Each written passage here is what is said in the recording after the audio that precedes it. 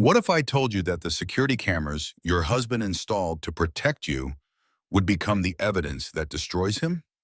7 months pregnant, a marble staircase, and a push that was meant to look like an accident. But Rebecca Matthews survived, and what she discovered next would unravel a web of lies, murder, and $100 million that her CEO husband never saw coming. This isn't just about a fall down the stairs. This is about a woman who refused to stay silent, about security footage worth more than most people will earn in a lifetime, and about how the mistress became the most unexpected ally in a fight for justice. Because sometimes the person trying to destroy you makes one crucial mistake. They underestimate just how dangerous a mother protecting her child can become. You're about to hear a story of survival, justice, and revenge that will leave you questioning everything you thought you knew about the people we trust most. This is the story of Rebecca Matthews, the woman who turned her husband's perfect crime into his perfect downfall. And it all started with the sound of breaking glass. The wine glass shattered against the marble floor. The sound echoed through the mansion's grand foyer like a gunshot. "Please, John, just listen to me." Rebecca Matthews pressed her back against the mahogany banister. 7 months pregnant, she felt clumsy and vulnerable. Her husband stood at the top of the stairs. His face was a mask she didn't recognize. "I'm not signing those papers," she said. Her voice shook. "Not until we talk about this properly." Jonathan's jaw tightened. He wore his favorite navy suit, the one that made him look powerful in boardrooms. Right now, it made him look dangerous. "Becca, you're being emotional," he said. His tone was ice cold. "The pregnancy hormones are making you irrational." She hated when he said that, hated how he made her feel crazy for having feelings. For 7 years of marriage, he'd used that same dismissive voice. Tonight felt different, though. Tonight felt final. "I'm not irrational," she replied. "I'm protecting our baby." Jonathan took a step down the stairs, then another. The marble gleamed under the chandelier light. Each footstep echoed like a countdown. "Our baby," he laughed. The sound was bitter. "Is it really mine, Becca?" The accusation hit her like a physical blow. She gripped the banister tighter. Her wedding ring clinked against the wood. "How can you ask me that?" "Because I know what you did at the company retreat," he said. "I know about you and David Harrison." Rebecca's breath caught. David Harrison was the security chief, a kind man in his 50s who'd helped her with her laptop once. They talked for maybe 10 minutes about her pregnancy, about how excited she was to be a mother. "Nothing happened with David," she said. "You know that's not true." Jonathan reached the halfway point on the stairs. His eyes were cold, empty, like looking into a frozen lake. "I have photos, Becca, video calls you made, text messages." Her heart pounded. She knew he was lying. She'd never done anything wrong, never even thought about it. But Jonathan's lies always sounded so convincing, even to herself sometimes. "Show me then," she said. Her voice was stronger now. "Show me these photos." Jonathan's mouth twisted into something that might have been a smile. "You want to play games? Fine. We'll play games." He moved faster now, 2 stairs at a time. Rebecca's instincts screamed at her to run. But where could she go? This was her home too. Their home. "John, please, think about the baby." "I am thinking about the baby," he said. He was only 5 steps away now. "I'm thinking about raising another man's child, about my company's reputation, about what my mother will say." Grace Matthews, Jonathan's mother, had never liked Rebecca, called her too young, too ambitious. Not good enough for the Matthews family legacy. "This is our child," Rebecca said. "Your child." Jonathan reached the bottom of the stairs. He stood directly in front of her now. She could smell his cologne, the expensive kind that cost more than most people's rent. "Move away from the stairs, Becca." "No." The word came out stronger than she felt. She planted her feet. Her hand moved instinctively to her belly, to protect the life growing inside her. "Move," he said again. His voice was deadly quiet. "I said no." Jonathan's hands moved to her shoulders. His grip was firm, too firm. She looked into his eyes and saw something that made her blood freeze. He wasn't her husband anymore. He was a stranger, a dangerous stranger who wanted her gone. "John, what are you doing?" His hands pushed, hard. Time slowed.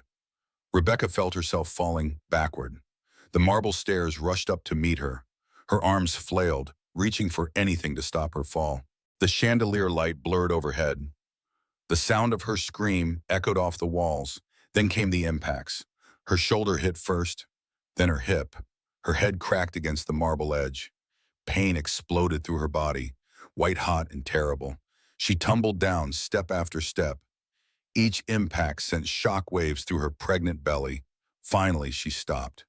The marble floor was cold against her cheek, cold and wet. When she touched her forehead, her fingers came away red. "Becca! Oh my God, Becca!" Jonathan's voice came from above. It sounded different now, panicked, concerned, like the loving husband he pretended to be. Her vision blurred. She could taste copper in her mouth, blood. The baby. Was the baby okay? Footsteps pounded down the stairs. Jonathan knelt beside her. His hands shook as he reached for his phone. 911, I need an ambulance. My wife fell down the stairs. She's pregnant. She's bleeding. Fell. He said fell, like it was an accident, like he hadn't pushed her with his own hands. Rebecca tried to speak, to tell them the truth, but her tongue felt thick, heavy. The words wouldn't come. "It's okay, baby," Jonathan whispered. His hand touched her hair, the same hand that had pushed her moments before. "Help is coming. Everything's going to be okay." She wanted to scream, wanted to tell someone what really happened, but her body wouldn't cooperate. The pain was too much, the fear too overwhelming. Through the haze, she heard sirens approaching. Red and blue lights flashed through the windows. Help was coming. But would they believe her? Would anyone believe that Jonathan Matthews, respected CEO and pillar of the community, had tried to kill his pregnant wife? As consciousness faded, Rebecca made herself a promise. If she survived this, if her baby survived this, she would make sure everyone knew the truth.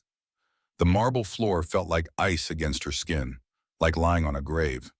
But she wasn't dead yet. The steady beep of machines pulled Rebecca back to consciousness. Hospital smell, antiseptic and floor wax. Her mouth tasted like cotton and fear. "Mrs. Matthews, can you hear me?" A woman's voice, gentle but professional.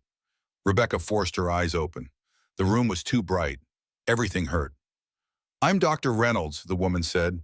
She had kind eyes behind wire-rimmed glasses. "You're at St. Mary's Hospital. You've been unconscious for 6 hours." 6 hours. Rebecca's hand moved instinctively to her belly. The baby. Please let the baby be okay. "Your baby is stable," Dr. Reynolds said quickly. She must have seen the panic in Rebecca's eyes. "The ultrasound shows a strong heartbeat, but we need to monitor you both carefully." Rebecca tried to speak. Her throat felt raw, like she'd been screaming. "Water," she managed to croak. Dr. Reynolds helped her sip from a straw. The cold liquid was heaven against her parched throat. "Mrs. Matthews, I need to ask you some questions about your fall." Fall, there was that word again. Like Jonathan's version was already becoming the official story. "Where's my husband?" Rebecca asked. She needed to know where he was, whether he was listening. "He's speaking with the police right now. Standard procedure for accidents like this." Police. Rebecca's heart rate picked up. The machines beeped faster. "Can you tell me what you remember about last night?" Rebecca closed her eyes. She remembered everything. The argument, the papers, Jonathan's hands on her shoulders, the push. "I didn't fall," she whispered. Reynolds leaned closer. "I'm sorry." "I said I didn't fall. He pushed me." The words hung in the air. Dr. Reynolds' expression didn't change, but something shifted in her eyes. Recognition, like she'd heard this before. "Mrs. Matthews, that's a very serious accusation." "It's not an accusation, it's what happened." Reynolds glanced toward the door, then back at Rebecca. "I need to examine your injuries," she said. "May I?" Rebecca nodded. Dr. Reynolds pulled back the thin hospital blanket. Rebecca's body was a map of bruises, purple and black and angry red. "These injuries," Reynolds said carefully, "are consistent with a fall downstairs. But what?" "The bruising on your shoulders. It's very specific, like fingerprints." Hope flared in Rebecca's chest. Someone believed her. Someone could see the truth. I can document this, DeReynolds said, for your medical record, in case you decide to pursue legal action. The door opened. Jonathan walked in carrying flowers, lilies, Rebecca's favorite, the perfect loving husband act. Sweetheart, he said, his voice was warm honey. Thank God you're awake. Reynolds stepped back. Her professional mask slipped back into place. I'll give you some privacy, she said, but her eyes met Rebecca's, a silent message. I believe you. Jonathan waited until the doctor left. Then his expression changed. The mask slipped just for a moment. What did you tell her? He asked quietly. The truth. Jonathan's jaw tightened. He set the flowers on the bedside table. Too hard. Water sloshed over the edge of the vase. The truth is that you fell, Becca. You were upset about the divorce papers. You weren't watching where you were going. That's not what happened. That's exactly what happened, and that's what you'll tell anyone who asks. Rebecca stared at him. This man she'd married, this stranger wearing her husband's face. Or what?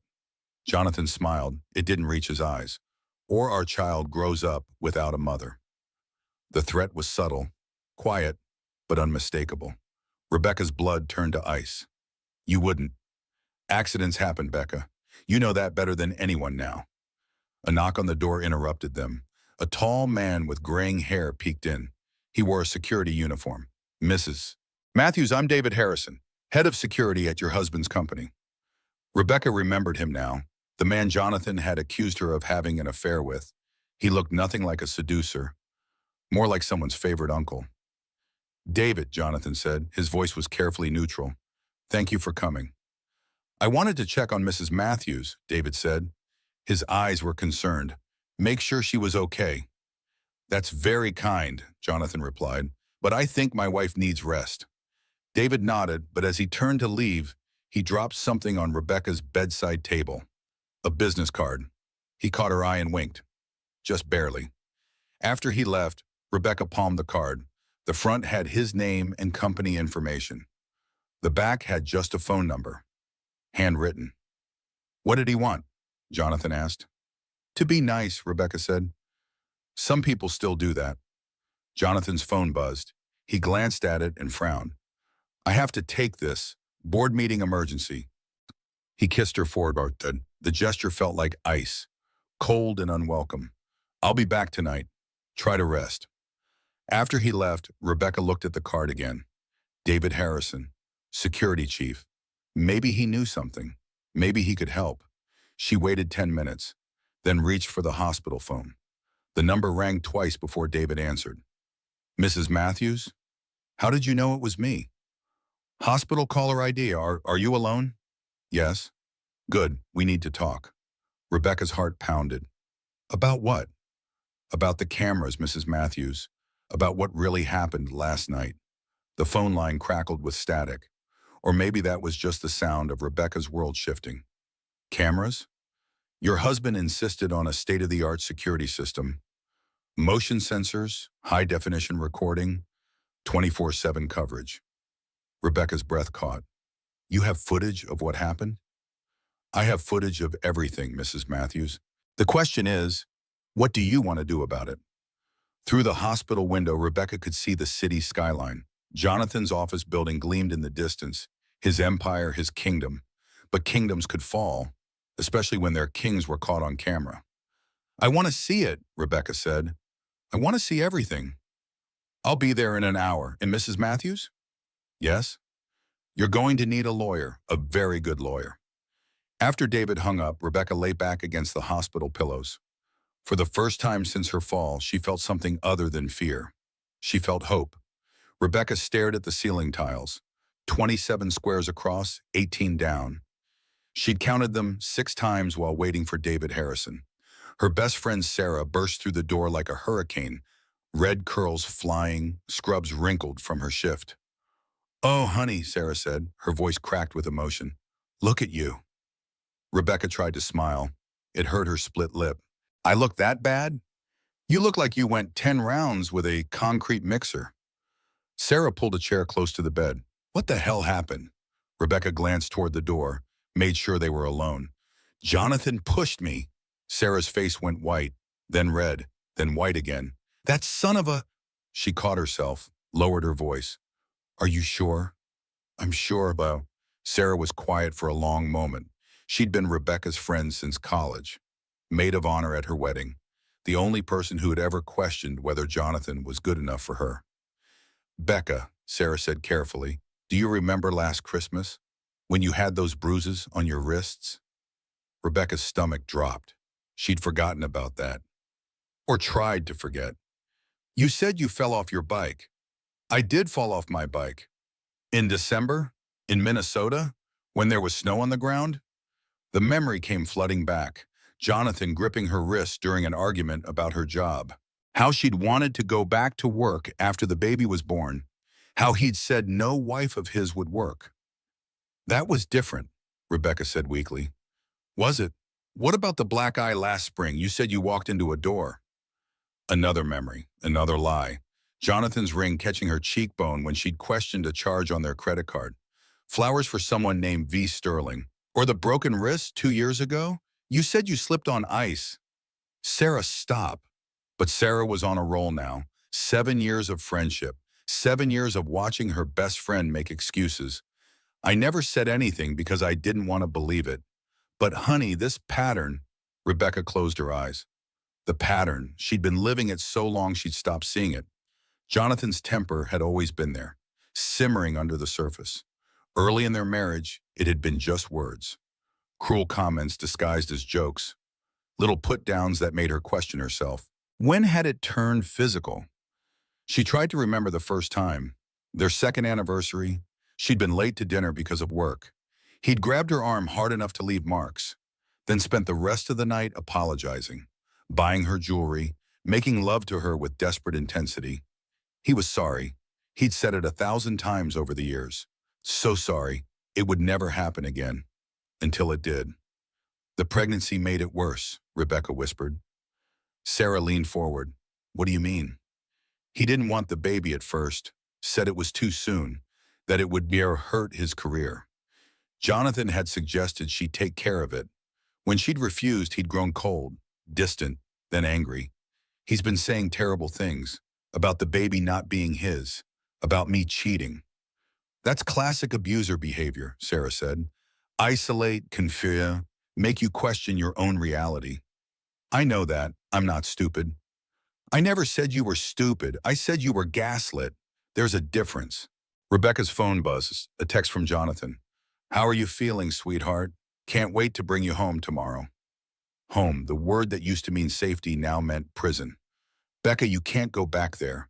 Where else can I go? I don't have any money of my own. He controls everything. It was true. Jonathan had insisted she close her bank accounts when they married. Everything went through him. Her credit cards were in his name. Even her car was registered to his company. You can stay with me, Sarah said, as long as you need. He'll find me, and then what? He'll make my life hell, make me disappear like he threatened. Threatened? Becca, did he threaten to kill you? The words hung in the air. Kill. Such a simple word, so final. Before Rebecca could answer, there was a soft knock. David Harrison peeked in. Mrs. Matthews? Sorry to interrupt. I'm David Harrison. Sarah looked between them. Should I go? No, Rebecca said quickly. Stay, I trust you. David closed the door behind him. He carried a tablet and a manila folder. Mrs. Matthews, what I'm about to show you is difficult to watch. Are you sure you're ready? Rebecca's mouth was dry. She nodded. David set the tablet on her bed tray. The screen showed a black and white security feed. The timestamp read yesterday's date, 9:47 p.m. This is the camera positioned in your foyer, David said. It has a clear view of the staircase. He pressed play. Rebecca watched herself arguing with Jonathan at the top of the stairs. The audio was muffled but clear enough. She heard her own voice. I'm not signing those papers. She watched Jonathan's face change. Saw him move down the stairs like a predator stalking prey. Then came the push, Jonathan's hands on her shoulders, the deliberate shove, Rebecca falling backward, tumbling down the marble steps, the impact when she hit the bottom, the way her body went still. Jonathan's fake panic as he called 911. Sarah gasped. Oh my God. Oh my God, Becca. Rebecca felt numb. Seeing it made it real in a way that memory couldn't. There was no ambiguity, no room for doubt. Her husband had tried to kill her.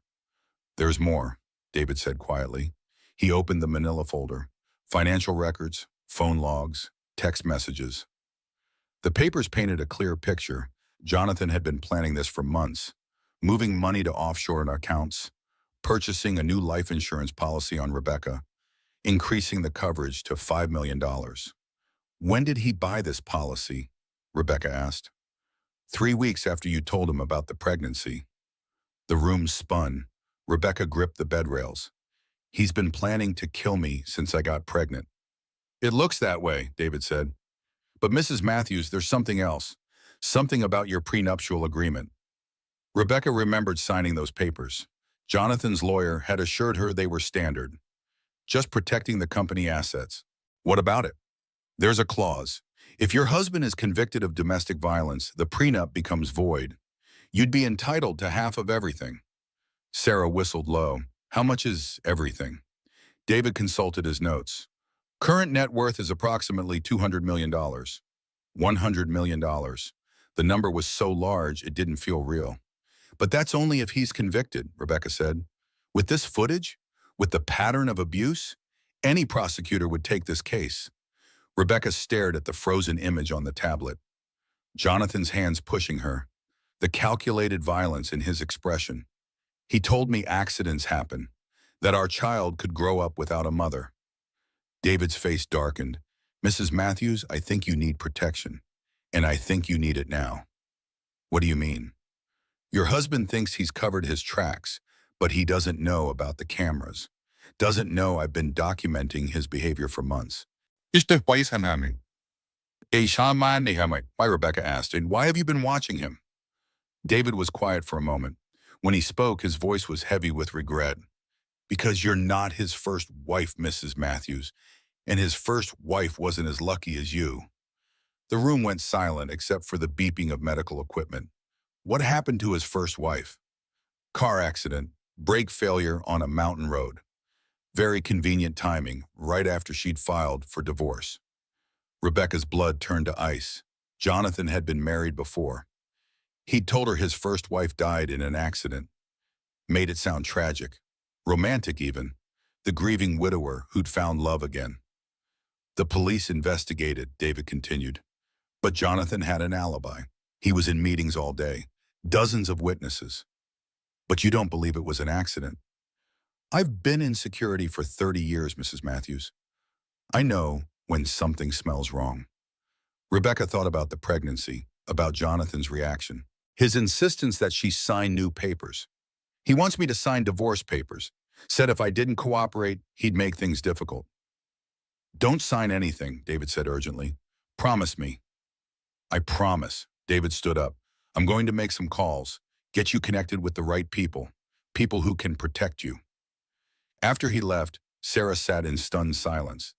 Becca, this is insane. This is like something from a movie.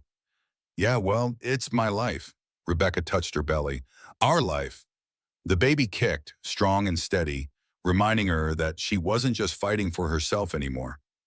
What are you going to do? Rebecca looked at the tablet screen, at the evidence of her husband's betrayal, at proof that the man she'd loved was a monster. I'm going to destroy him. The word surprised her. She'd never been a vindictive person, never wanted to hurt anyone, but Jonathan had crossed a line. He'd threatened her child, and that changed everything. Sarah, I need you to help me with something. Anything. I need you to help me remember every bruise, every threat, every time he made me feel crazy for questioning him. Sarah squeezed her hand. We'll document everything. Build a case he can't escape. Rebecca nodded. For the first time in years, she felt clear, focused. Jonathan had made one crucial mistake. He'd underestimated her, and now he was going to pay. Rebecca woke to voices in the hallway, hushed but urgent. Through the crack under her door, she could see feet. Multiple pairs, official-looking shoes. A woman appeared in her doorway, tall, silver-haired, wearing a sharp navy suit. She moved with the confidence of someone used to winning. Mrs. Matthews, I'm Patricia Sullivan. People call me Patty. The name meant nothing to Rebecca, but the woman's presence commanded attention. David Harrison asked me to come see you. I'm a divorce attorney. Patricia stepped into the room and closed the door behind her. She set a leather briefcase on the visitor's chair. Before we begin, I need you to know that everything we discuss is protected by attorney and client privilege, even if you decide not to hire me. Rebecca nodded. Her throat was still sore from the breathing tube they'd used during surgery to repair her internal bleeding. David showed me the security footage, Patricia said without preamble, along with financial records and medical documentation going back 3 years. 3 years. Rebecca's stomach clenched. Had her injuries been that obvious? That documented? Mrs. Matthews, I specialize in high net worth divorces involving domestic violence. I've seen cases like yours before, but never with evidence this clear. Patricia opened her briefcase and pulled out a thick folder. Your husband made several mistakes. The first was installing a security system he couldn't control. David Harrison reports directly to the company's board of directors, not to your husband personally. That was news to Rebecca. She'd assumed Jonathan controlled everything at his company. The second mistake was the timing of his life insurance purchases and financial transfers. The pattern is unmistakable. Patricia spread several documents across Rebecca's hospital table. Bank statements, insurance applications, investment transfers. 3 weeks after your positive pregnancy test, your husband increased your life insurance to $5 million. He also opened 3 offshore accounts and began transferring assets. Rebecca stared at the papers. The dates were damning. March 15th, pregnancy confirmed. April 5th, insurance policy. April 12th, first offshore transfer. He was planning this from the beginning. It appears so, but Mrs. Matthews, there's something else. Something about your prenuptial agreement that your husband may not fully understand. Patricia pulled out a different set of papers, legal documents with intimidating letterhead. When you signed your prenup, did anyone explain the domestic violence clause to you? I don't remember any domestic violence clause. Page 47, subsection 12. If either party is convicted of domestic violence against the other, the prenuptial agreement becomes null and void. Rebecca read the paragraph 3 times before it sank in. You mean if Jonathan is convicted, you'd be entitled to half of everything. Community property, plus substantial alimony, plus punitive damages for emotional distress. The numbers on the financial statements blurred together. Jonathan's net worth was listed at just over $200 million. $100 million, Rebecca whispered. Conservatively, if we can prove a pattern of long-term abuse, punitive damages could push it much higher. A knock interrupted them. Dr. Reynolds entered carrying a clipboard. Mrs. Matthews, how are you feeling today? Sore, but better. Dr. Reynolds glanced at Patricia. Are you family? I'm Mrs. Matthews' attorney. Dr. Reynolds nodded. Then you should hear this too. I've completed my examination of Mrs. Matthews' injuries. The bruising pattern on her shoulders is consistent with forceful gripping, finger-shaped contusions. She showed them photographs. Rebecca's shoulders looked like someone had grabbed her hard enough to leave perfect handprints. I've also reviewed her medical history going back 5 years, 12 emergency room visits, 7 for injuries consistent with domestic violence. 12 visits. Rebecca hadn't realized there were so many. Each time she'd believed Jonathan's explanations, believed her own excuses. The pattern is undeniable, Dr. Reynolds continued, escalating frequency and severity. Classic domestic violence progression. Patricia made notes on a legal pad. Doctor, would you be willing to testify to these findings? Absolutely. I've seen too many women die because no one spoke up. After Dr. Reynolds left, Patricia turned back to Rebecca. Mrs. Matthews, I need to ask you a difficult question. Are you prepared for what comes next? What do you mean? Your husband isn't going to accept this quietly. Men like Jonathan Matthews don't go down without a fight. He'll use every resource at his disposal to discredit you. Rebecca thought about Jonathan's threats, about his first wife's convenient accident. He told me accidents happen, that our child could grow up without a mother. Patricia's expression hardened. Then we need to move fast, file criminal charges immediately, get you protection. What kind of protection? restraining order, police monitoring, safe house if necessary. Rebecca's head spun. 24 hours ago, she'd been trying to save her marriage. Now she was planning to destroy her husband. Mrs. Matthews, I need you to understand something. Once we start this process, there's no going back. Your husband will know you have the footage. He'll know about the financial evidence. You think he'll try to hurt me again? I think he'll try to silence you permanently. The words hit Rebecca like ice water. She looked down at her pregnant belly, at the life she was carrying. Then we make sure he can't, she said quietly. Patricia smiled. The expression was sharp as a blade. That's exactly what I wanted to hear. She pulled out her phone and dialed a number. Detective Morrison, it's Patty Sullivan. I have a case for you. Attempted murder, pregnant victim, and we have video evidence. While Patricia talked to the police, Rebecca stared out the hospital window. Somewhere in the city, Jonathan was going about his day, attending meetings, making deals, playing the concerned husband. He had no idea that his carefully constructed world was about to collapse. Another knock on the door. This time it was David Harrison, but he wasn't alone. A woman in her late 20s stood beside him. Tall, blonde, expensively dressed. Rebecca recognized her immediately from company parties. Vanessa Sterling, Jonathan's chief operating officer, and judging by the intimate way Jonathan talked about her, probably much more than that. Mrs. Matthews, David said carefully, Miss Sterling asked to speak with you. She says it's urgent. Vanessa stepped forward. Her hand shook slightly. Mrs. Matthews, I know you have no reason to trust me, but I need to tell you something about your husband. Patricia ended her phone call and turned to face the new arrivals. And you are? Vanessa Sterling. I work for Jonathan Matthews. I think you do more than work for him, Rebecca said quietly. Vanessa's cheeks flushed red. Yes, we've been involved for about 8 months. 8 months, right around the time Rebecca got pregnant. But Mrs. Matthews, you need to know, Jonathan isn't planning to divorce you. Rebecca's blood chilled. What do you mean? He's planning to make you disappear. Permanently. The hospital room fell silent except for the steady beep of monitors. What exactly are you saying, Ms. Sterling? Patricia asked.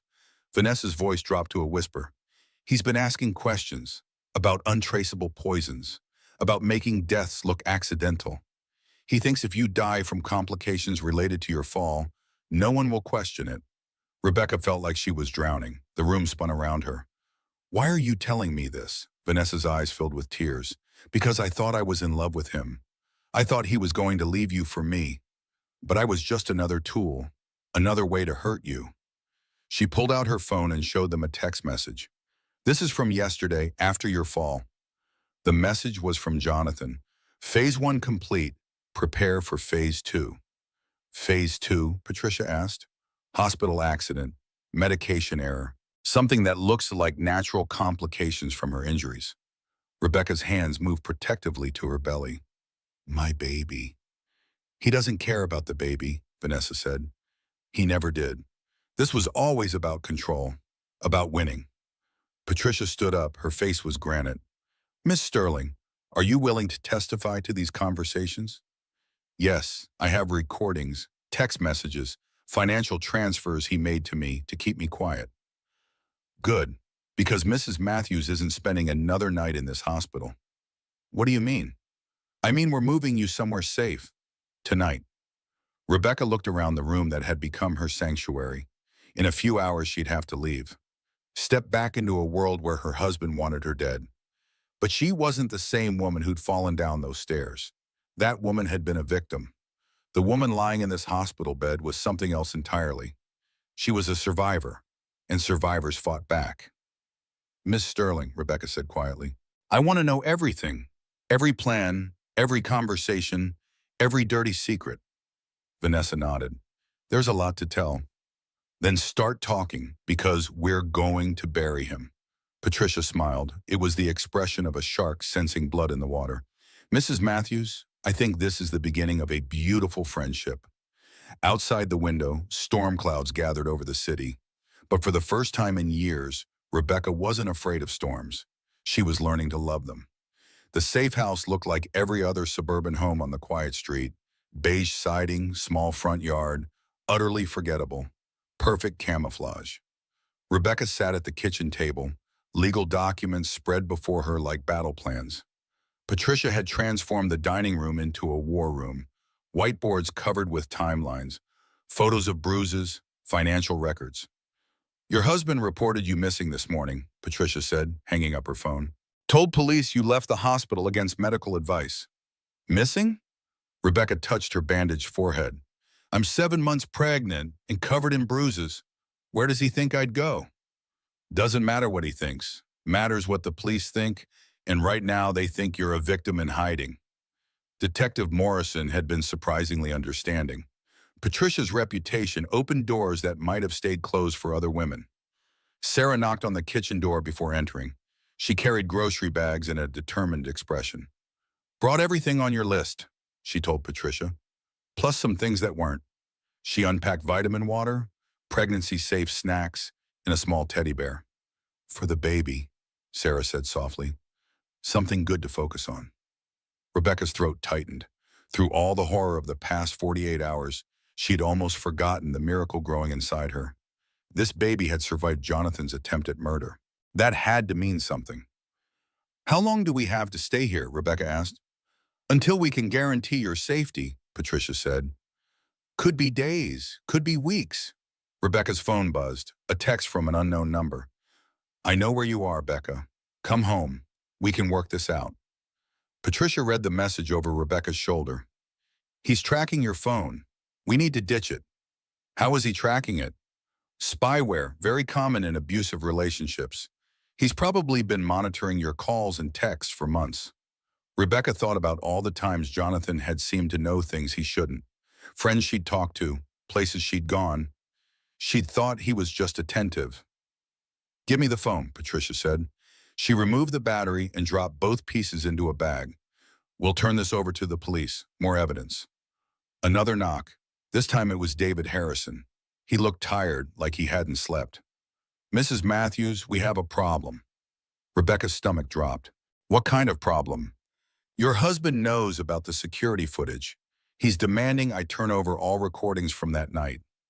Can he do that? He's the CEO. Technically, yes, but I've been stalling, telling him the system is down for maintenance.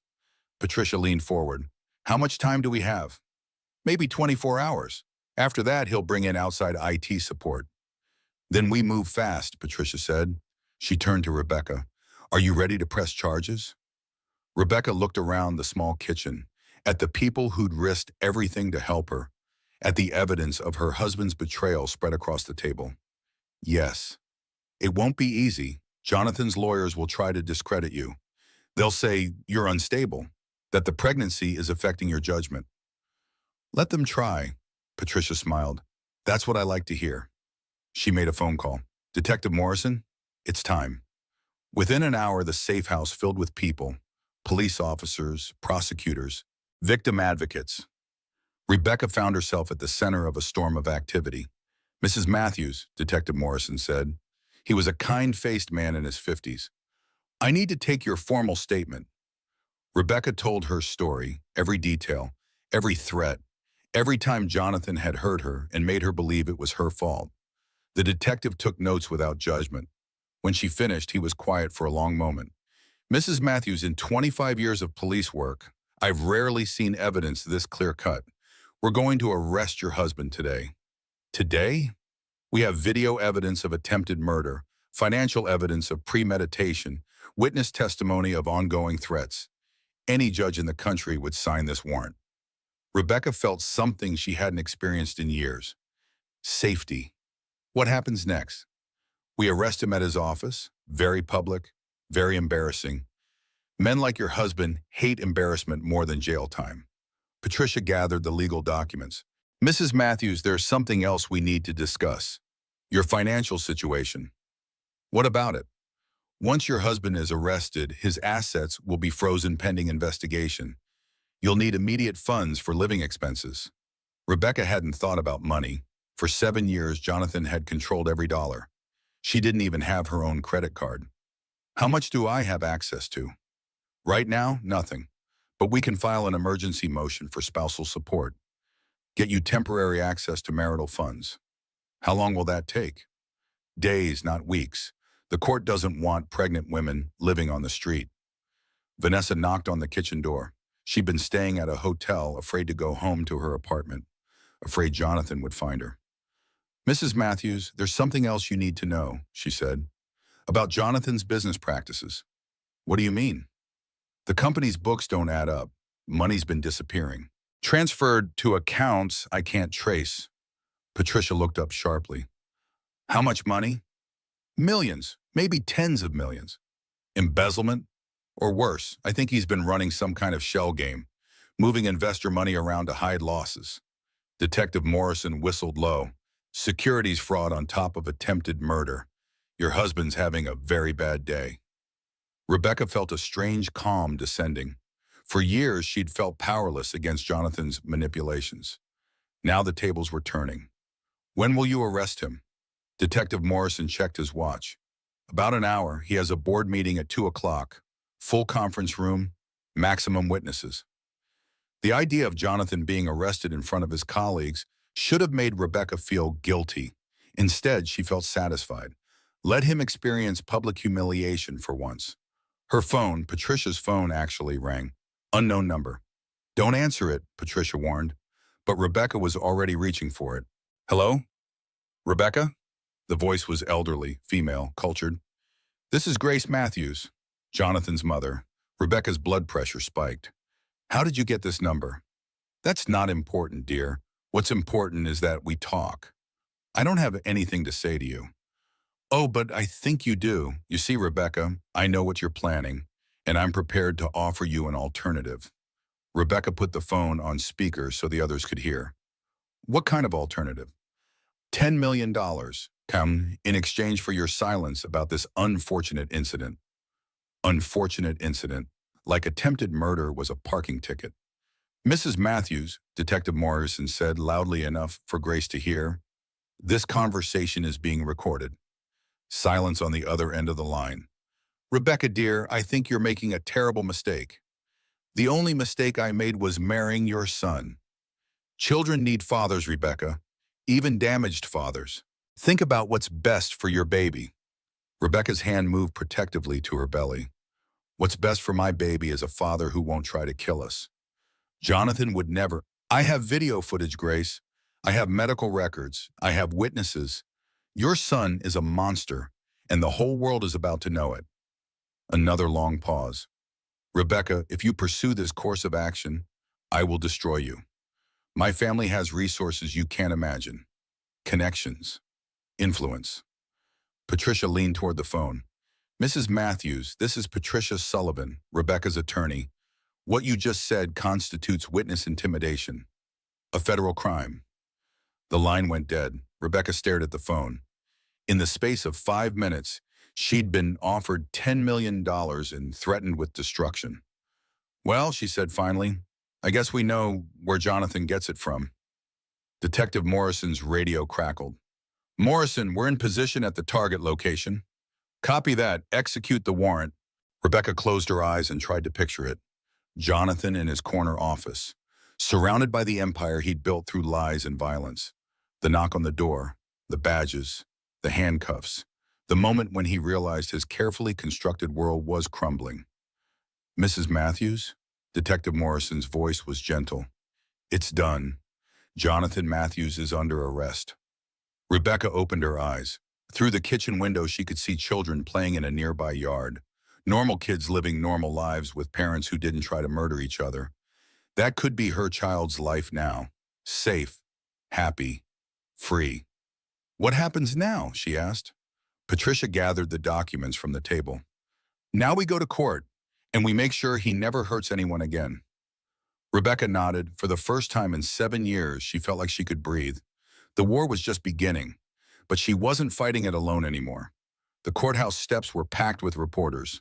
News vans lined the street like metal vultures. Rebecca pulled her hood up and kept her head down as Patricia guided her through the crowd. "Mrs. Matthews, is it true your husband tried to kill you? Are you seeking the death penalty? How much money do you stand to gain?" Patricia's hand was firm on Rebecca's elbow. "Don't respond. Let me handle them." They pushed through the courthouse doors into blessed quiet. Security guards kept the media circus outside. Bail hearing is in courtroom 3, Patricia said, checking her watch. 10 minutes. Rebecca's stomach churned. She hadn't seen Jonathan since the hospital. Hadn't spoken to him since his arrest 3 days ago. What if he gets bail? With attempted murder charges? Unlikely, but judges can be unpredictable.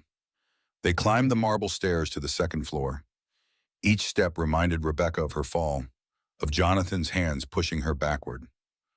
Courtroom 3 was smaller than she'd expected. Dark wood and serious faces. Jonathan sat at the defendant's table wearing an orange jumpsuit. He looked smaller somehow, diminished. His eyes found hers across the room. For a moment, she saw a flash of the man she'd married. Then his expression hardened into something cold and calculating. Grace Matthews sat in the front row behind Jonathan. Her silver hair was perfect despite the circumstances. She looked at Rebecca like something unpleasant she'd stepped in. All rise for the Honorable Judge Patricia Hartwell. The judge was younger than Rebecca had expected, maybe 50, with short gray hair and intelligent eyes. Be seated. We're here for a bail hearing in the matter of State versus Jonathan Matthews. Will counsel state their names for the record? Jonathan's lawyer stood first. Thomas Fletcher, representing the defendant, Your Honor. Patricia rose beside Rebecca. Patricia Sullivan, representing the victim, Your Honor. Mr. Fletcher, your client is charged with attempted murder in the first degree. How does he plead? Not guilty, Your Honor. Judge Hartwell reviewed the case file. Mr. Fletcher, are you seeking bail for your client? Yes, Your Honor.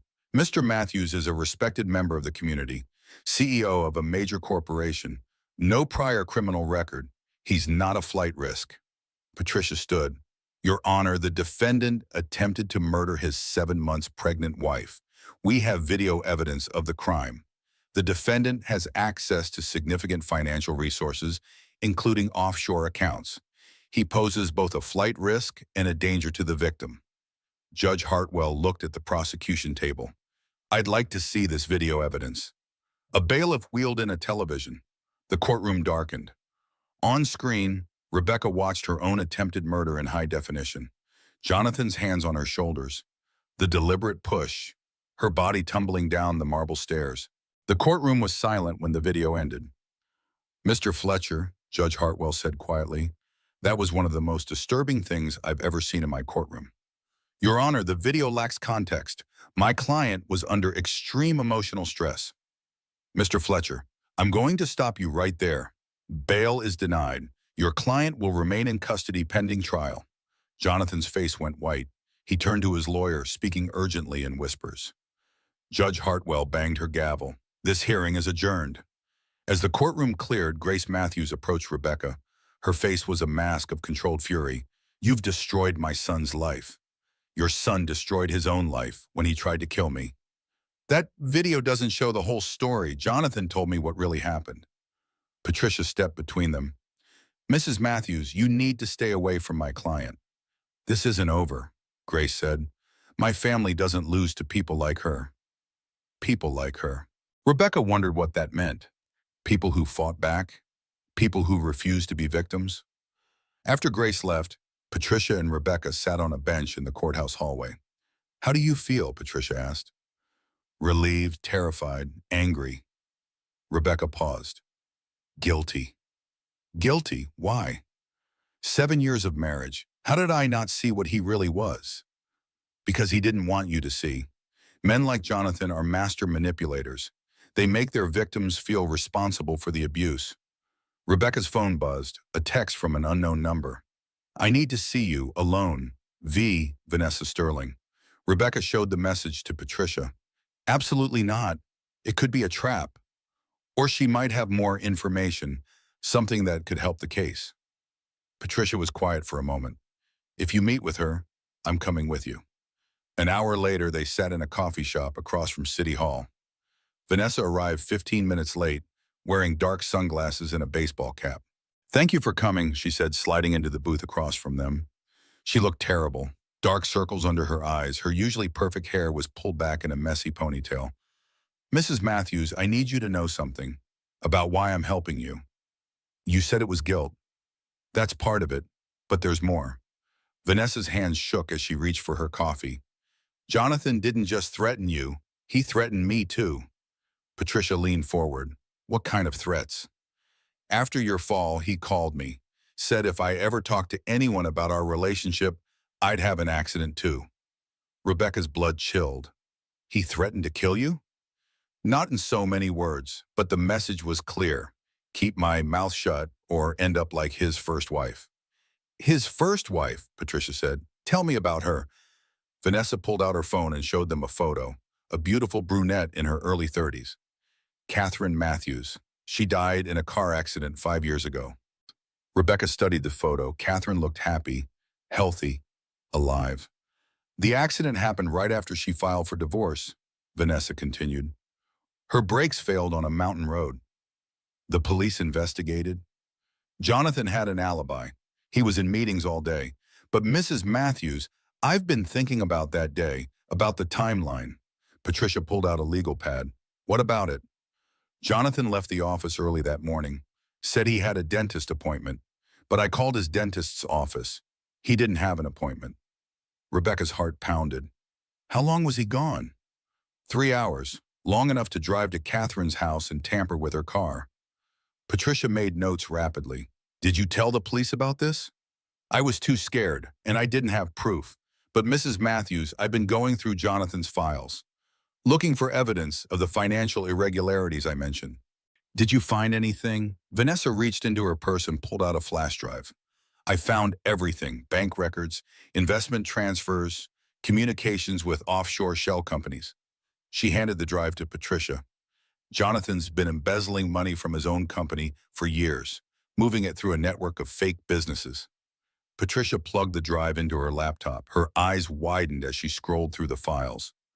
This is huge. We're talking about $50 million in missing funds. There's more, Vanessa said. I found communications between Jonathan and someone called the Cleaner, someone who specializes in making problems disappear. Rebecca felt sick. What kind of problems? People problems. Mrs. Matthews, your husband hired a professional killer. The coffee shop suddenly felt too small, too exposed. Rebecca looked around at the other customers. Any one of them could be watching, waiting. We need to get this information to the police immediately, Patricia said. Already done. I turned copies over to Detective Morrison this morning. Patricia stared at Vanessa. Why are you really doing this? And don't say guilt. There's something else. Vanessa was quiet for a long moment. When she spoke, her voice was barely a whisper. Because I was next. What do you mean? Jonathan's been planning to get rid of me too. I found emails discussing my retirement package. How to make it look like I took the missing money and fled the country. Rebecca felt a strange kinship with this woman who'd stolen her husband. They were both Jonathan's victims in different ways. Vanessa, where are you staying? Are you safe? Hotel room, paid cash, but I can't stay hidden forever. Patricia closed her laptop. Yes, you can. The prosecution will put you in protective custody, same as Rebecca. You mean witness protection? Something like that. Until Jonathan and his associates are behind bars. Vanessa nodded. Mrs. Matthews, I want you to know I never meant for any of this to happen. I thought Jonathan loved me. Rebecca looked at this broken woman across the table. Vanessa Sterling had been successful, confident, powerful. Jonathan had destroyed all of that with his manipulations. He didn't love either of us, Rebecca said quietly. He's not capable of love. What he's capable of is murder, Patricia said. And if we don't stop him, more women will die. Rebecca placed her hand on her pregnant belly. The baby kicked, as if agreeing with its mother's decision. Then we stop him, whatever it takes. Outside the coffee shop, storm clouds gathered over the city. But Rebecca wasn't afraid of storms anymore. She was learning to be one. The motel rooms smelled like disinfectant and broken dreams. Rebecca sat on the scratchy bedspread, staring at the water stain on the ceiling. 47 days since Jonathan's arrest. 47 days of hiding.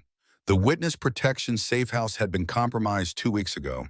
Someone, they didn't know who, had been asking questions in the neighborhood, taking photos. The marshals moved Rebecca and Vanessa to this roadside motel an hour outside the city. It's temporary, Detective Morrison had promised, just until the trial. The trial, still 3 months away. Rebecca's due date was in 6 weeks.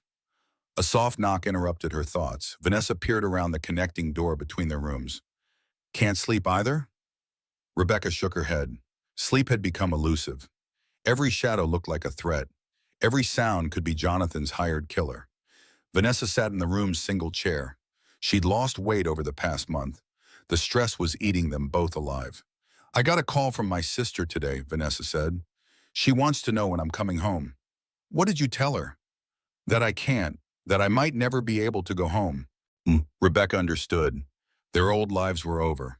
Whether Jonathan was convicted or not, they could never go back to who they were before. Do you regret it? Rebecca asked. Helping me? Vanessa was quiet for a long moment. Do you regret fighting back? Sometimes, when I think about what we've lost, what the baby's lost. Rebecca's hand moved to her belly, 8 months pregnant now. She'd felt alone during her entire pregnancy, but especially these past weeks. No baby shower, no nursery to prepare, no excited family members buying tiny clothes. Just fear, constant gnawing fear. Mrs. Matthews, Vanessa's voice was hesitant. Can I ask you something? Rebecca, just Rebecca. Rebecca, do you think we're going to survive this? The question hung in the air like smoke. Rebecca wanted to give an encouraging answer, to be strong and optimistic. Instead, she told the truth. I don't know. Vanessa nodded. At least you're honest. Rebecca's phone rang, Patricia's number. It was almost midnight. This couldn't be good news. Patricia? Rebecca, I need you to sit down. I am sitting down. What's wrong? There's been an incident. Someone broke into David Harrison's house tonight. Rebecca's blood turned to ice. Is he okay? He's alive, but barely. 3 men attacked him. Professional job. They were looking for something in the security footage? That's my guess. David's in the ICU. He can't talk yet. Rebecca felt the world tilting. David Harrison was their key witness. Without his testimony about the security system, their case became much weaker. Patricia, they're eliminating witnesses. I know. That's why I'm calling. The marshals want to move you again. Tonight. Where, Bumma? I can't say over the phone. They'll be there in an hour. After Patricia hung up, Rebecca sat in stunned silence. David Harrison, the kind man who'd risked everything to help her, now fighting for his life because of her. Vanessa appeared in the doorway. What happened? Rebecca told her about the attack, about having to move again, about the trial being in jeopardy. Rebecca, maybe we should consider Grace Matthews' offer. What offer? The $10 million, to disappear and stay quiet. Rebecca stared at her. You want to give up? I want to live, and I want your baby to live. If we give up now, Jonathan wins. He goes free, and someday he finds another woman to abuse, another wife to murder. That's not our responsibility, isn't it? Rebecca stood up, anger flaring. We have evidence, witnesses, video footage of attempted murder. If we don't stop him, who will? Someone else, some other victim. There shouldn't have to be another victim. The words came out louder than intended. Rebecca's voice cracked with emotion. Vanessa, I've been thinking about this for weeks, about what happens if we lose, if Jonathan gets acquitted. What happens? He comes after us, both of us. And this time he won't make mistakes. Vanessa's face went pale. You think he'll kill us anyway? I think Grace Matthews' offer was never real. I think it was bait to get us to come out of hiding. A car door slammed outside. Rebecca peered through the curtains. 2 black SUVs in the parking lot. Men in suits getting out. They're here, she said. Rebecca packed quickly. Everything she owned now fit in a single duffel bag. Her old life, the mansion, the designer clothes, the luxury cars, felt like someone else's memory. Marshall Johnson was a stocky man in his 50s. He'd been protecting witnesses for 20 years. Mrs. Matthews, we're moving you to a secure facility, federal protection. For how long? Until the trial, maybe longer. Longer. Rebecca thought about her baby, about giving birth in hiding, about raising a child who might never know stability. Marshall Johnson, what are our chances, really? He was quiet as they walked to the SUV. Mrs. Matthews, in my experience, When someone wants you dead badly enough, they usually succeed eventually. That's not very reassuring. I'm not paid to be reassuring. I'm paid to keep you alive until you can testify. They drove through the night. Rebecca dozed fitfully in the back seat. She dreamed of marble stairs and shattering glass, of Jonathan's hands pushing her into darkness. She woke as dawn broke over a mountain landscape. They were somewhere remote, isolated, far from the city and Jonathan's reach. The safe house was actually a cabin, log walls and a stone fireplace.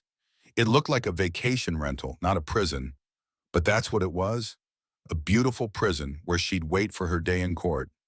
This is it, Marshall Johnson said. Home for the next few months. Rebecca looked around the cabin, 2 bedrooms, a small kitchen, windows that showed nothing but trees and squalor. What about medical care? I'm due in 6 weeks. There's a hospital 30 minutes away. We'll have a team ready when you go into labor. Vanessa explored the cabin's main room. It's nice, she said without enthusiasm. After the marshals left, Rebecca and Vanessa sat on the front porch. The silence was overwhelming after months of city noise. Rebecca, can I tell you something? When I first met Jonathan, I thought he was perfect, powerful, confident, successful. Rebecca nodded. She'd felt the same way 7 years ago. I thought I was so lucky that someone like him would choose someone like me. What changed? Little things at first. The way he talked about you, about other women, like we were objects he owned instead of people he cared about. Rebecca watched clouds move across the sky. He made me feel special too, at first. When did you realize what he really was? I don't think I ever fully realized it. Not until he pushed me down those stairs. How do you live with that, knowing you were married to a monster for 7 years? Rebecca was quiet for a long moment. I tell myself that the man I married was real, even if he wasn't who I thought he was. That the love I felt was real, even if his wasn't. Do you still love him? The question caught Rebecca off guard, did she? After everything he'd done, was there still some part of her that remembered the good times? I love who I thought he was, she said finally. I mourn that person like he's dead, because in a way he is. Vanessa wiped tears from her eyes. I'm sorry for everything, for being part of what destroyed your marriage. You didn't destroy my marriage, Vanessa. Jonathan did. You were just another one of his victims. They sat in comfortable silence as the sun climbed higher. For the first time in weeks, Rebecca felt something close to peace. It wouldn't last, she knew that. Soon enough, they'd have to go back to the city, face Jonathan in court, relive the trauma in front of a jury. But for now, in this moment, she felt safe. The baby kicked, strong and insistent, reminding her that whatever happened next, she wasn't fighting just for herself anymore. She was fighting for the future, for a child who deserved better than the legacy of violence and fear. Rebecca placed both hands on her belly and made a silent promise. This ends with me. Whatever it takes, this cycle of boiling ends with me. The contractions started at 3 in the morning. Rebecca gripped the cabin's kitchen counter as pain rolled through her body like waves. Vanessa, she called out. Footsteps pounded down the hallway. Vanessa appeared in pajamas, instantly alert. Is it time? I think so, Rebecca breathed through another contraction. They're 5 minutes apart. Marshall Johnson was staying in the cabin's 3rd bedroom. Vanessa pounded on his door. Johnson, we need to go, now. Within 20 minutes, they were speeding down the mountain road toward the hospital. Rebecca tried to focus on her breathing, on anything except the fear that Jonathan might somehow find her even here. Almost there, Marshall Johnson said. Hospitals have been alerted. Private room, extra security. The labor was long, difficult. 22 hours of pain while armed guards stood outside her door. Vanessa held her hand through the worst of it. You're doing great, Vanessa whispered. Almost there. Dr. Martinez was kind but professional. She'd delivered babies to women in witness protection before. She knew not to ask questions. One more push, Dr. Martinez said. Rebecca bore down with everything she had. All her fear and all her anger, all her determination focused on this single moment. Her daughter entered the world screaming, healthy and perfect and beautiful.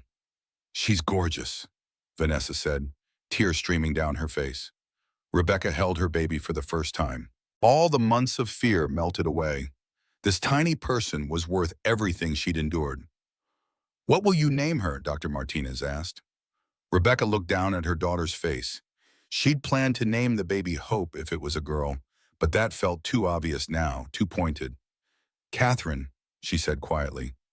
"Catherine Grace Matthews, after Jonathan's first wife, the woman who died because no one had been strong enough to stop him." "That's a beautiful name," Vanessa said. 3 days later, they returned to the cabin. Rebecca marveled at how different everything looked through a mother's eyes. The isolated location wasn't just protection for her anymore. It was safety for Catherine. Patricia visited when Catherine was a week old. She brought flowers and baby clothes and news from the outside world. "The trial date has been moved up," she said. "Judge Hartwell wants to get this resolved before the holidays." "How much sooner?" "6 weeks," Rebecca bounced Catherine gently. "Will I have to testify?" "Yes, your testimony is crucial, but we can arrange for closed-circuit television if you're not comfortable being in the same room with Jonathan." "No, I want to face him." Patricia raised an eyebrow. "Are you sure? It won't be easy." "None of this has been easy, but I want him to see me, to see what he failed to destroy." "The prosecution is confident," Patricia continued. "The evidence is overwhelming. Video footage, medical records, financial documentation, Vanessa's testimony about the embezzlement." "What about David Harrison?" Patricia's expression darkened. "He's recovering, slowly. He'll be able to testify, but the attack affected his memory. Some details are fuzzy." Rebecca felt a chill. "How fuzzy?"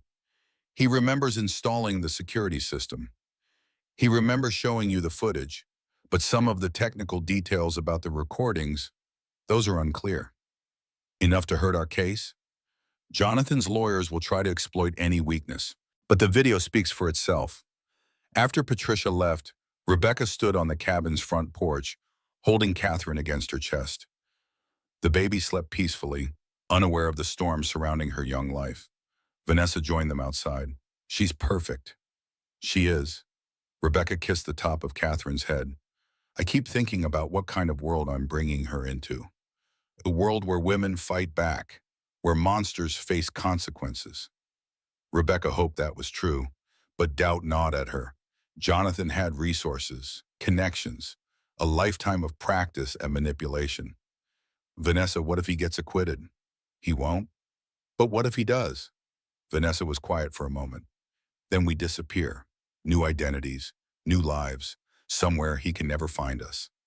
The idea was tempting, to walk away from all of this, to raise Catherine in peace somewhere far from Jonathan's influence. But running felt like losing, like letting him win. "I can't do that," Rebecca said.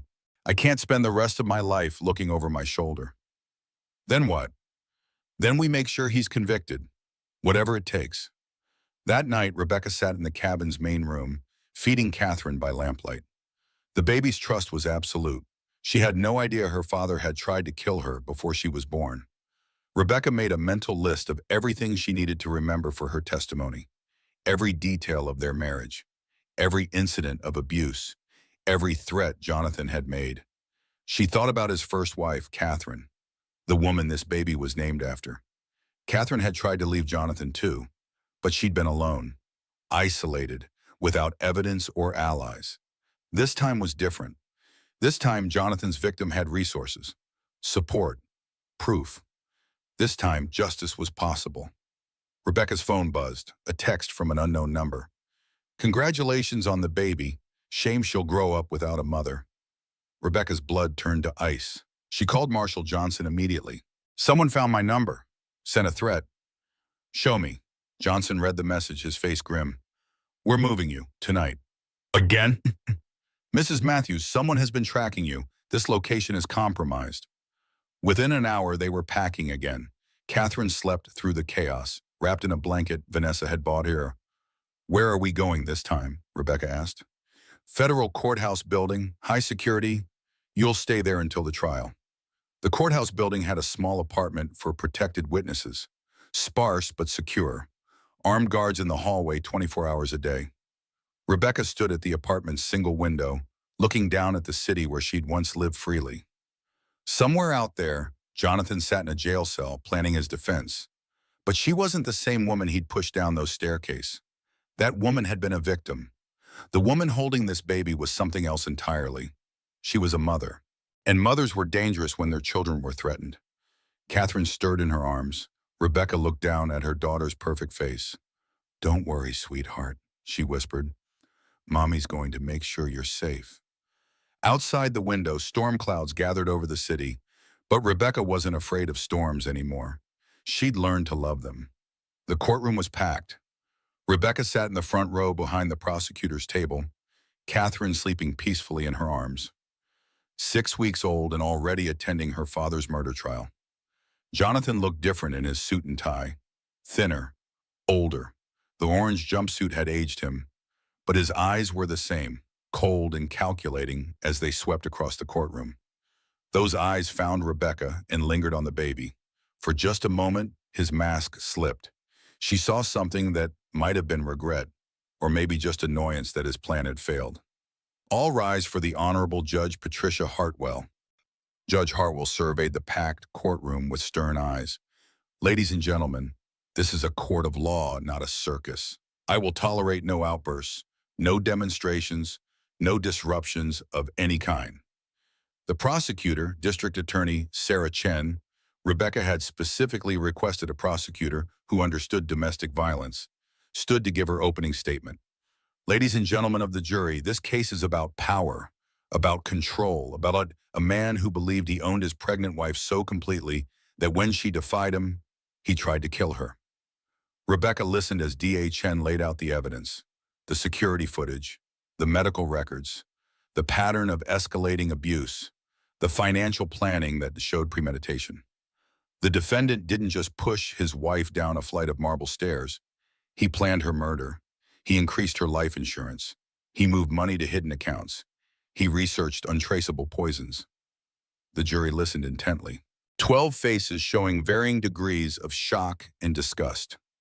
Jonathan's lawyer, Thomas Fletcher, presented a different narrative. "My client is a successful businessman under enormous stress. The pregnancy was unplanned. His wife was making unreasonable demands. In a moment of emotional instability, he acted without thinking." Rebecca wanted to scream. Emotional instability, like that excused attempted murder. "This was not premeditated murder," Fletcher continued. "This was a tragic accident between two people whose marriage was falling apart." The prosecution's case took 3 days. Rebecca testified on the second day. Patricia had prepared her thoroughly, but facing Jonathan across the courtroom was still terrifying. D.A. Chen walked her through their marriage, the early warning signs, the escalating violence, the night of the attack. "Mrs. Matthews, when your husband pushed you down the stairs, what went through your mind?" "I thought I was going to die. I thought my baby was going to die." "Did you believe this was an accident?" "No, the look in his eyes, the deliberate way he moved down the stairs, the force of his push, there was nothing accidental about it." Fletcher's cross-examination was brutal. He tried to paint Rebecca as an unstable, vindictive wife seeking financial gain. "Mrs. Matthews, isn't it true that you stand to inherit $100 million if my client is convicted?" "I stand to protect my daughter from a man who tried to kill us both. But you would benefit financially from his conviction, correct?" "Mr. Fletcher, no amount of money is worth what we've been through." Rebecca held Catherine throughout her testimony. The baby's presence grounded her, reminded her why she was fighting. David Harrison testified on the third day. His memory was still affected by the attack, but he remembered the crucial details. The security system, the footage, Jonathan's reaction when he learned about the cameras. "Mr. Matthews became very agitated when I mentioned the recording capabilities," David said. "He demanded immediate access to all footage from that evening." Vanessa's testimony was devastating. She provided details about Jonathan's business practices, his threats, his plans to eliminate anyone who could expose him. "He told me that problems could be made to disappear," she said, "that accidents could be arranged for people who cause trouble." The defense called character witnesses, business associates who praised Jonathan's leadership, his mother Grace, who insisted her son was incapable of violence. "Jonathan is a devoted husband and father," Grace testified. "He would never harm Rebecca or their child." But the security footage was damning. When it played in open court, several jury members visibly recoiled. The deliberate nature of Jonathan's actions was undeniable. The prosecution's closing argument was powerful. Ladies and gentlemen, you've seen the evidence. You've heard the testimony. You've watched a man attempt to murder his pregnant wife on camera. The only question is whether you'll hold him accountable. Fletcher's closing was desperate. My client made a terrible mistake in a moment of emotional crisis, but this was not premeditated murder. This was a tragic accident between two people whose marriage was in crisis. The jury deliberated for 6 hours. Rebecca waited in a small room behind the courtroom, nursing Catherine and trying not to think about what would happen if Jonathan was acquitted. "They're coming back," Patricia said.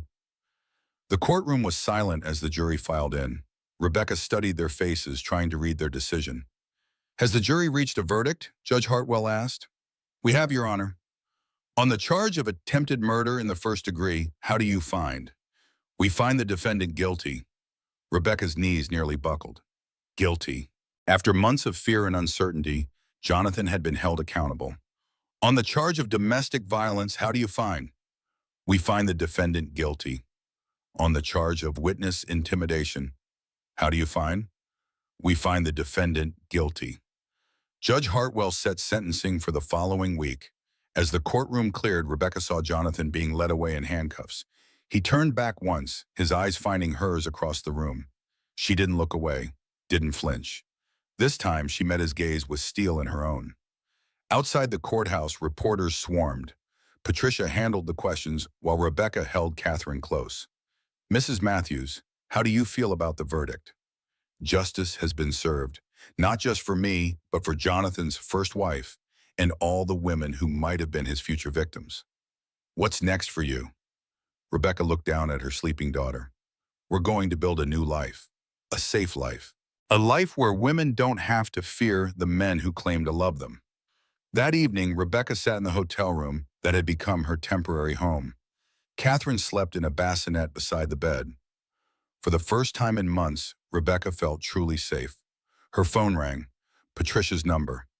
"Rebecca, I have news about the sentencing." "What kind of news?" "The judge is considering 25 years to life. With the pattern of abuse and the attempt on your life, she's treating this as seriously as it deserves." 25 years. Catherine would be a grown woman before Jonathan was eligible for parole. "There's something else," Patricia continued. "The civil case. With his conviction, the prenuptial agreement is void. You're entitled to half of everything." Half of everything. The number was staggering. More money than Rebecca could spend in a lifetime. "I've been thinking about that," Rebecca said, "about what to do with the money." "Oh?" "I want to start a foundation for women escaping domestic violence, legal aid, safe houses, support services." "That's a beautiful idea." Rebecca looked at Catherine, sleeping peacefully despite everything that had brought her into the world. "I want other women to have what I had, resources, support, people willing to fight for them." "We'll call it the Catherine Foundation," Patricia said. "After your daughter." "After both Catherine," Rebecca corrected. "The daughter who survived and the woman who didn't." After Patricia hung up, Rebecca sat in the quiet hotel room, processing everything that had happened. 6 months ago, she'd been trapped in an abusive marriage, too afraid to leave. Now she was free, safe, and about to become one of the wealthiest women in the country. But the money wasn't what mattered. What mattered was that Jonathan could never hurt anyone again.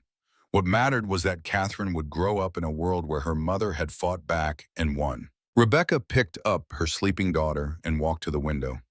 The city lights spread out below them like stars. "Someday I'll tell you about your father," she whispered to Catherine, "about the man he pretended to be and the monster he really was. But more importantly, I'll tell you about the day your mother stopped being a victim and became a survivor." Catherine stirred in her arms, but didn't wake. She was safe now. They both were. Outside the window, thunder rumbled in the distance, but Rebecca wasn't afraid of storms anymore. She'd learned to be one. 1 year later, Rebecca stood at the podium in the conference room of the Catherine Foundation headquarters. Sunlight streamed through floor-to-ceiling windows, illuminating the faces of the board members, staff, and supporters gathered for their first annual meeting. Catherine, now walking and babbling constantly, toddled around the child-proof play area Rebecca had insisted on installing. She was a happy, healthy toddler who had no memory of the trauma that preceded her birth. "Ladies and gentlemen," Rebecca began, her voice steady and confident, "1 year ago, I was a victim. Today, I stand before you as a survivor, a mother, and an advocate for change." The audience listened intently as Rebecca outlined the foundation's accomplishments. In 12 months, they had opened 3 safe houses, provided legal aid to over 200 women, and lobbied for stronger domestic violence laws. "We've helped women escape situations that once seemed hopeless," Rebecca continued. "We've provided them with the resources I was fortunate enough to have: legal representation, financial support, and most importantly, the knowledge that they're not alone." David Harrison sat in the front row, still recovering from his injuries, but serving as the foundation's head of security. His experience had made him even more committed to protecting vulnerable women. Vanessa sat beside him. She'd used her business background to become the foundation's chief operating officer. The skills that had made her successful in Jonathan's company now served a much better purpose. "But our work is far from over," Rebecca said. "Domestic violence remains epidemic in this country. Too many women still believe they have no choice but to stay with their abusers.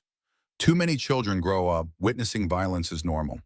In the audience, Rebecca saw faces that reflected her own journey.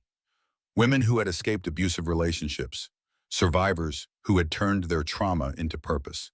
Sarah Mitchell, now the foundation's medical director, coordinated with hospitals to identify and assist victims. Her nursing background and friendship with Rebecca made her uniquely qualified for the role. "Today, I'm pleased to announce our newest initiative," Rebecca continued. "The Catherine Grace Training Center, where we'll educate law enforcement, healthcare workers, and social services about recognizing and responding to domestic violence." The training center would be housed in a building Rebecca had purchased with part of her settlement. The rest of the money funded the foundation's operations in a substantial endowment to ensure its long-term sustainability. After the presentation, Rebecca mingled with the crowd. A young woman approached her hesitantly. "Mrs. Matthews? I'm Jennifer. You helped me last spring when I left my husband." Rebecca remembered the case. Jennifer had arrived at one of their safe houses with 2 young children and nothing but the clothes on their backs. "How are you doing, Jennifer?" "Amazing. I'm back in school, studying nursing. My kids are happy. We have our own apartment now." These conversations made everything worthwhile. Each woman who escaped, each child who grew up safe, validated the choice Rebecca had made to fight back. As the event wound down, Rebecca found herself standing by the windows, watching Catherine play with the other children in attendance. Many were the sons and daughters of foundation staff and volunteers, children who would grow up understanding that violence was never acceptable. Patricia Sullivan joined her at the window. She'd left her private practice to become the foundation's general counsel. "Penny, for your thoughts?" "I was thinking about Jonathan," Rebecca said quietly. "How so?" "His sentencing hearing is next month. 25 years minimum." Patricia nodded. "Are you planning to attend?" "I think so. Not for closure, I don't need that from him, but to represent all the women who didn't survive to see their abusers face justice." Jonathan's appeals had been unsuccessful. The evidence was too overwhelming, the jury's verdict too clear. He would spend the next quarter century in prison, possibly longer. "Any regrets?" Patricia asked. Rebecca considered the question. "About fighting back? Never. About the life we lost? Sometimes." She thought about the woman she'd been before Jonathan's attack. Naive in some ways, but also hopeful. She'd believed in happy endings and unconditional love. "I mourn the innocence," Rebecca continued, "but I don't regret losing it. Innocence without wisdom is just vulnerability." Catherine toddled over, arms raised to be picked up. Rebecca scooped her daughter into her arms, marveling at how much joy this little person brought to her life. "Mama," Catherine said, one of the few words she'd mastered. "That's right, sweetheart. Mama's here." At 18 months old, Catherine was fearless in the way only children could be. She climbed on everything, explored every corner, trusted completely in her mother's protection. That trust was sacred to Rebecca. She would never let anyone violate it the way her own trust had been violated. Later that evening, after the last guest had left, Rebecca sat in her office reviewing the foundation's quarterly reports. Their impact was growing exponentially. Other cities were requesting guidance on starting similar programs. Her phone buzzed. A text from Detective Morrison, who now consulted for the foundation's law enforcement training programs. Thought you'd want to know. Jonathan's mother was arrested today. Insurance fraud related to Catherine's death 5 years ago. Rebecca stared at the message. Grace Matthews, finally facing consequences for her role in covering up her son's crimes. It seemed fitting that Jonathan's conviction had opened the door to investigating his family's other secrets. She thought about Grace's threats at the hospital, about the Matthews family's belief that their wealth and connections placed them above the law. That sense of impunity had been shattered. Jonathan was in prison. Grace was under arrest. Their empire was crumbling. Rebecca's computer chimed with an email notification. A message from a woman in Seattle who wanted to start a foundation branch there. Mrs. Matthews, my name is Maria Santos. 6 months ago, I was trapped in an abusive marriage with no way out. Today, I'm a law student and domestic violence advocate. Your story gave me hope. Your foundation gave me resources. Now I want to help other women find their way to freedom. Messages like this arrived daily. Women who had found courage in Rebecca's story, who had used the foundation's resources to escape their own nightmares. Each email was a reminder that speaking out had been the right choice, that fighting back had consequences far beyond her own life. Rebecca printed Maria's email and added it to a folder she kept in her desk. Letters of hope, she called it, proof that survival could become purpose. Through her office window, she could see the city where she'd once lived in fear, where she'd made excuses for bruises and believed her husband's lies. That woman felt like a stranger now. Rebecca had kept her name but shed everything else about her old identity. The frightened wife was gone, replaced by someone stronger and more determined. Catherine appeared in the doorway, having escaped from the reception area where Vanessa was supposed to be watching her. "How did you get out of there, little escape artist?" Catherine grinned and held up her arms. Rebecca lifted her daughter and pointed out the window at the city lights. "Someday, sweetheart, I'll tell you a story about a woman who forgot how strong she was, and how a little girl helped her remember." Catherine babbled happily, reaching for the lights outside. In her innocent joy, Rebecca saw the future, a world where this child would never have to choose between love and safety. The foundation's work would continue long after Rebecca was gone. The safe houses would shelter new generations of women. The training programs would teach new generations of professionals to recognize and respond to abuse. But most importantly, the foundation would serve as a reminder that victims could become survivors, that survivors could become advocates, that one woman's refusal to stay silent could echo across time and geography, giving hope to countless others. Rebecca held her daughter close and watched the city lights twinkle like stars. Somewhere out there, another woman might be counting ceiling tiles in a hospital room, wondering if she had the strength to fight back. She did. They all did. They just needed to remember. And Rebecca would spend the rest of her life helping them remember that they were stronger than they knew, braver than they believed, more powerful than their abusers could ever imagine. The storm had passed, the sun was shining, and Rebecca Matthews, survivor, mother, advocate, was finally truly free. Rebecca Matthews fought back. She survived. She won. But her story isn't unique. Right now, someone you know might be counting ceiling tiles in a hospital room, wondering if they have the strength to escape. Someone might be making excuses for bruises that weren't accidents. Someone might be afraid to speak their truth. Rebecca's courage didn't just save her life. It created ripples that are still spreading today.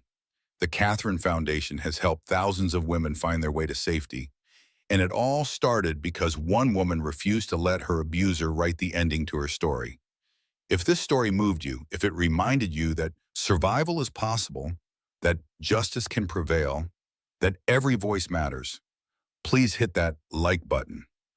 Your engagement helps these stories reach the women who need to hear them most. Drop a comment below. Share your thoughts. Tell us what Rebecca's journey meant to you. Your words might be exactly what someone else needs to read today. And please share the story. You never know who in your life might need to hear that they're stronger than they know, braver than they believe, and worthy of a love that doesn't leave bruises. Subscribe to our channel for more stories of incredible women who turn their pain into power, their survival into strength. Because every story we tell is a reminder that you are not alone, you are not powerless, and you are definitely not voiceless. The next story could be yours. The next survivor could be someone you help find their courage. Until next time, remember, you are stronger than you know.